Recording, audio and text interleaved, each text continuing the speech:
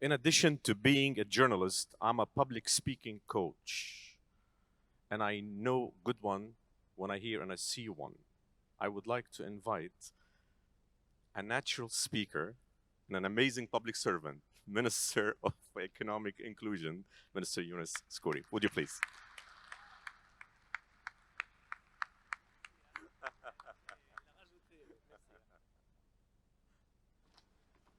بسم الله الرحمن الرحيم والصلاة والسلام على أشرف المرسلين.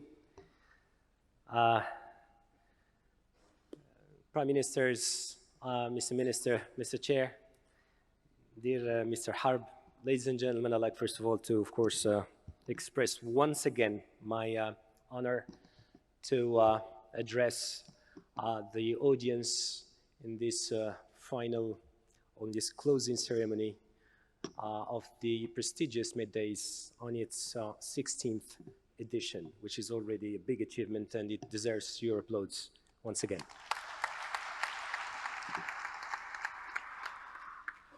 I have a couple of things to say, of course, with regards or connected to the theme. I think that I will say basically two things. Trying, first of all, to reframe and ask the question, is there a central new question that we're trying to answer so that we know what exactly are we answering as a question? Because the job you've done is very deep, exploring every year a different theme that connects to the reality of the world and the new challenges. And second, of course, try to see what is happening in Morocco, in particular, under the guidance of His Majesty. To me, the central question is, are we preparing the world, our country, our societies to the next pandemic? Because before COVID-19, there was practically no debate on the theme.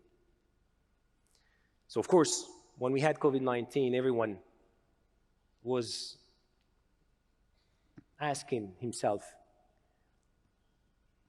is there going to be a next pandemic? And how can we be resilient? And how can we process the sovereignty challenge?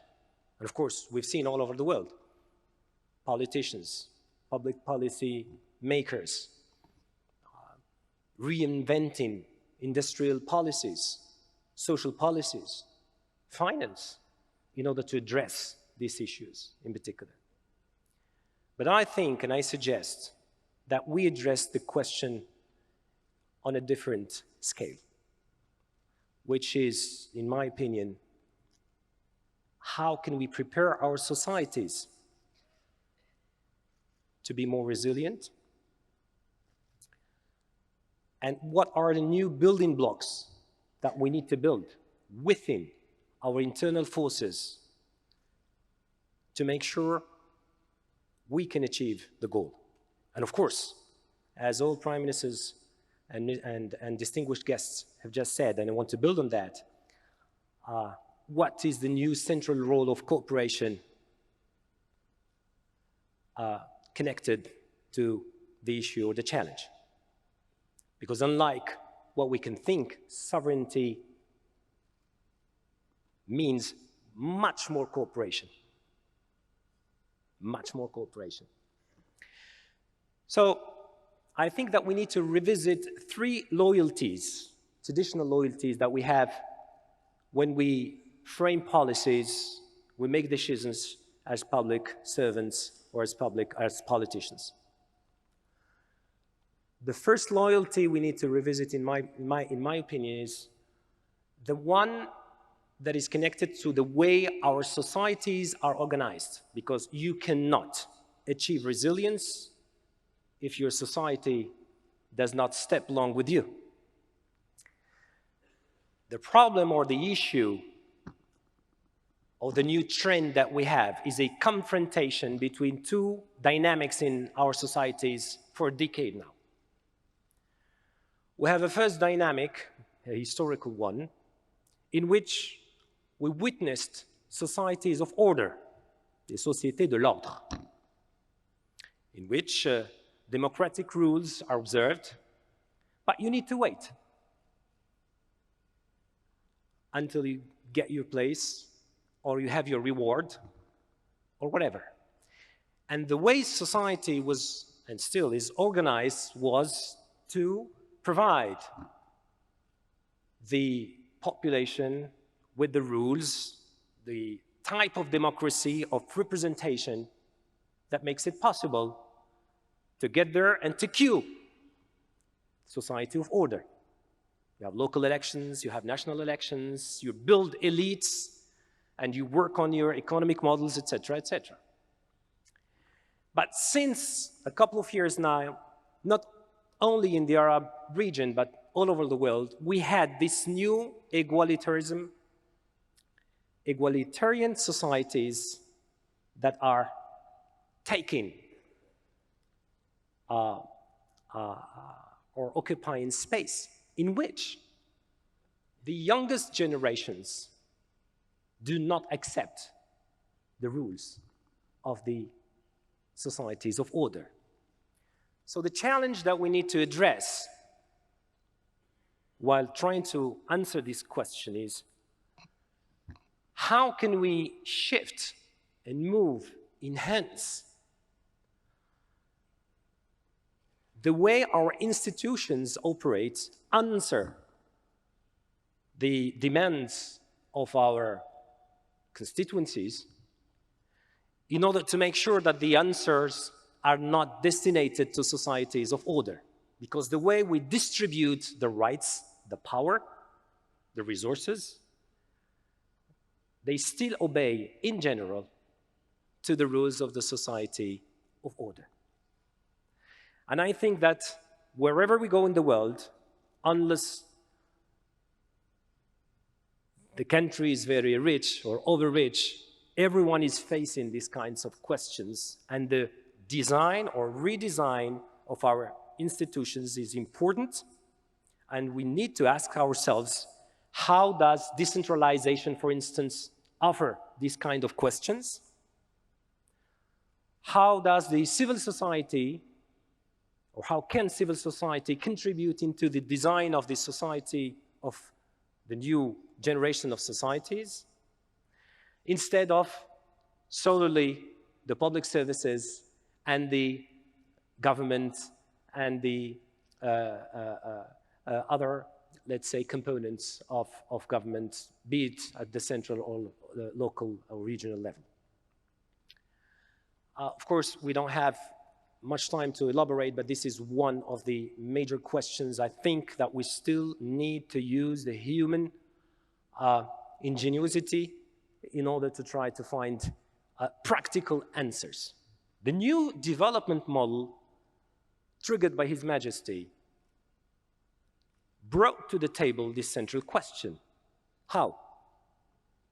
We have this proposition in the new development model where we say, we cannot ignore the new central role of civil society. But the question is how? And the public and the decision makers need to find a practical way, an impactful way to make it happen in important areas such as, for instance, the care industry. If you want to have a resilient society, care industry needs to work in your country. Solidarity needs to work in your country. Inclusion needs to work in your country. Do you think that the mindset of the public servants is 100%? Does it fit 100% to these kinds of concepts and the consequences, how to implement them? I'm not sure. But the people coming from the public, from the civil society can do. But they need to get much more professionalized in order to deliver these kinds of services under a new dynamic. The second loyalty that we need, in my opinion, to revisit is the loyalty, and it's been said, to cooperation and international cooperation and multilateralism, etc. Of course, there is so much to say to this regard. And there are so many hurdles, so many problems, so many questions. But we've witnessed these last years that it is possible sometimes to operate new ways of collaboration that are not necessarily under the conventional wisdom of the institutions of 1945. And what you've done with this very specific distinguished guests is an original path to connect differently. Historically, Morocco and the Commonwealth, we were not that close. But today, you're here, you're expressing yourselves, and we're listening to you. You know much more our country, and we know much more your countries, and it's important to see with every single country what are the specific areas where we can collaborate, and it fits the resilience and the sovereignties. The third loyalty we need to revisit and question is the loyalty to the conventional economic policies. Because by the end of the story, if we are facing a crisis, a pandemic, an international geopolitical crisis, whatever, there will be direct impact on the people, on their social lives, on the economy. We could have made the choice in our country to stick to the traditional sectors and industries, and I'm sure Mr. Minister will elaborate on that. But we've made the choice, hard choice, to open up to what will define the future, even if from a technological way, from a human resources way, from a financial way, we're not maybe the best, but we believe in ourselves when, under His Majesty's guidance, Morocco starts a huge program on green hydrogen, for instance. When they're under His Majesty, we have major shifts and major investments and major political hard work to make it happen. But if you want to revisit the loyalty to the traditional economic policies, of course, we know the stories that we read everywhere. Structural change, shift from services to industry, but complete with industry, with services, of course. But we absolutely need to make sure that these shifts, that the risks that we're taking when we are reallocating resources in investment for hydrogen instead of other stuff, we can do all this change in a peaceful way. So social peace is very, very important. This is why His Majesty also launched a very big dynamic on what we call the social state, where we make sure that while we are transiting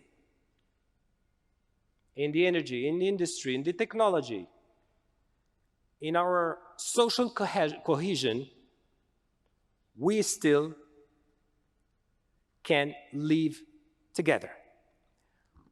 There are tools for that. Social dialogue is one of them. There are tools for that. Major reforms in the labor code, in the way the society is organized. The society can protest.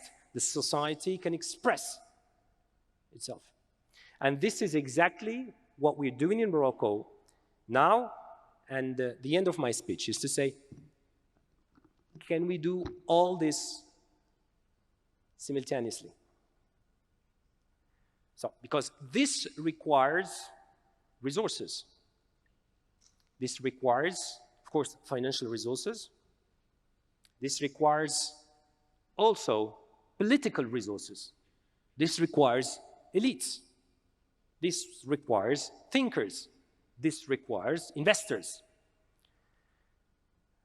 And authorizations from the population, because you cannot build such a project without the adhesion of your own population. So you need to express the project and to make it tangible so that your own people believe in what you say. Alhamdulillah, as we say, thanks to God. In our case, we have these ingredients and these elements, and this connection between the people and His Majesty makes it possible. The government tries to play its role at the best of the possibilities, but the most important thing is to believe in our bigger dream, a dream for our country, for our nation, but also a dream for the world.